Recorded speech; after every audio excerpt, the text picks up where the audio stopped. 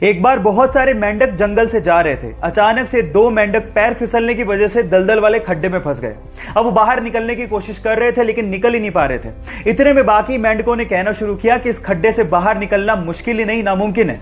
यह सुनकर तो एक मेंढक हिम्मत ही हार गया और दलदल में फंसकर उसने अपनी जान गंवा दी। लेकिन दूसरे मेंढक ने हिम्मत नहीं हारी, वो कोशिश करता रहा और फाइनली उस खड्डे से बाहर निकल गया। इतने में बाकी मेंढकों ने उससे पूछा कि तुमने क्या हमारी आवाज नहीं सुनी थी, तुम कैसे बाहर आ गए? तो उसने कहा कि मुझे अच्छे से सुनाई नहीं देता, मुझे तो गहरे खड्डे में ये लग रहा था कि आप लोग मुझे प्रोत्साहित कर रहे हो, इस वजह से मैं बाहर आ गया।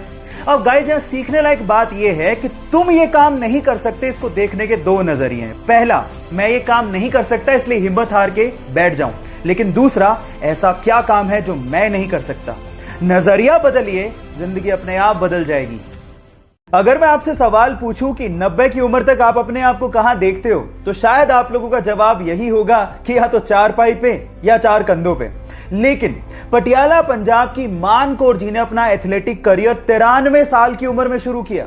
सुबह सुबह 6 बजे उठकर 20 किलोमीटर दौड़ लगाना, और वो भी उस उम्र में, काबिले तारीफ था। और उसके बाद उन्होंने हिंदुस्तान को 100 मीटर रेस में, 200 मीटर रेस में, 400 मीटर रेस में और जेवलिन थ्रो में ना सिर्फ रिप्रेजेंट किया बल्कि गोल्ड मेडल तक जीत के दिए। और आज हम उन्हें चंडीगढ़ का चमत्कार भी कहते हैं, और आज वो फिट इंडिया कैंपेन से जुड़ी हुई भी हैं। अपने जज्बे से हिंदुस्तान का नाम रोशन करने वाली मान कौर जी को मैं सलाम करता हूं। एक बार रतन टाटा अपने सहयोगियों के साथ जर्मनी के एक होटल में खाना खाने गए।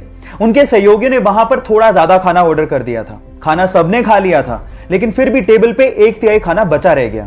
जब वो पेमेंट करके जाने लगे तो एक बूढ़ी औरत ने उनसे कहा कि हम आपसे बहुत नाराज हैं क्योंकि आपने खाना बर्बाद किया है। इस पर उनके सहयोगियों ने कहा कि हमने खाने का पूरा पेमेंट किया है, आप कौन होते हो कहने वाले।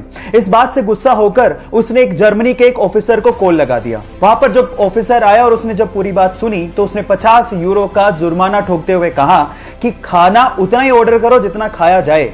भले तुम्हारे पास पैसे हों, लेकिन ये संसाधन पूरे समाज के हैं। गाइस, आज भी हिंदुस्तान में हर दिन 40% खाना वेस्ट किया जाता है, और यह भी एक सच्चाई है कि हर दिन 19 करोड़ लोग बिना खाना खाए सोते हैं। इसीलिए खाने को बर्बाद मत करो, क्योंकि जो खाना बर्बाद कर रहे हो वो बहुत लोगों को नसीब तक नहीं होता।